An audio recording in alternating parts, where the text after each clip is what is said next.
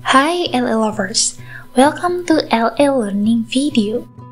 And today we are going to learn about part of speech untuk basic grammar agar mudah dipahami dalam video-video selanjutnya. Meskipun untuk bisa bahasa Inggris, grammar bukan hal yang utama, tapi grammar itu tetap penting ya teman-teman. So, untuk episode ini, topik yang akan dibahas adalah part of speech atau kelas kata. Karena untuk belajar tenses itu penting sekali untuk mengetahui part of speech, suatu kata. Dapat dilihat bahwa ini adalah 9 part of speech. So, let's begin ya. Daripada bingung, saya jelaskan beserta contoh kata-katanya. So, yang pertama ada noun atau kata benda, tapi bukan literally benda yang tak bernyawa atau benda mati ya. Nah, contohnya ini saya bagi beberapa kategori. So, yang pertama ada person atau orang, dan ini contoh-contohnya. Noun, it's not basically a thing or inanimate thing, but also an animate. Artinya manusia juga termasuk ke dalam noun. Dan yang kedua ada place atau tempat, so, contohnya bisa dilihat sendiri. Yang ketiga ada thing atau benda seperti yang bisa kalian lihat. Dan also ada quality dan juga ada action and ideas yang artinya a thing that you cannot touch atau abstract things, atau yang berakhiran dengan ion, t, ty, atau ness itu termasuk kata benda. Selanjutnya ada adjective atau kata sifat yang akan dibagi menjadi beberapa kategori.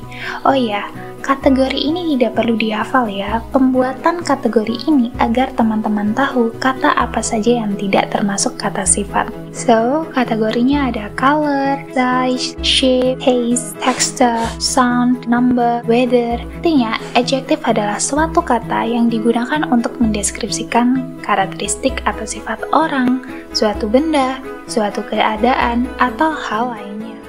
Yang ketiga ada verb atau kata kerja. Kalau di bahasa Indonesia, kata kerja berawalan dengan imbuhan me atau ber, seperti memasak, bermain.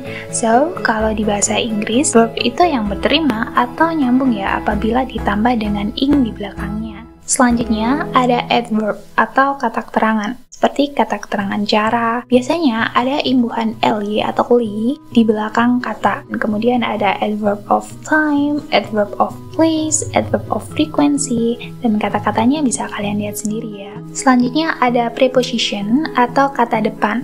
So, kalau di bahasa Indonesia, contohnya di, ke, dari, dengan, se. In English, you can say in, on, with, by, so masih banyak lainnya. Untuk conjunction atau kata penghubung digunakan untuk menghubungkan dua frasa atau dua kalimat. So, ini contohnya. Kemudian ada pronoun atau kata ganti, dan akan dibahas pada video selanjutnya ya untuk lebih memahami mengenai pronoun.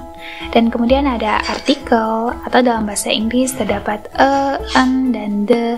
Dan yang terakhir ada interjection atau kata seru seperti wow, ah, oh, dan lain sebagainya. Perlu kalian ingat kalau satu kata itu bisa memiliki lebih dari satu fungsi. So, contohnya ada kata square.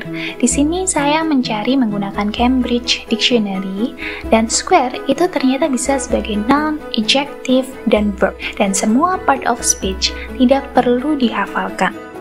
Yang terpenting teman-teman paham perbedaannya, noun, adjective, dan verb, terutama karena itu penting sekali untuk belajar tenses. So, I think that's all for the video. Thank you for watching and see you on the next video.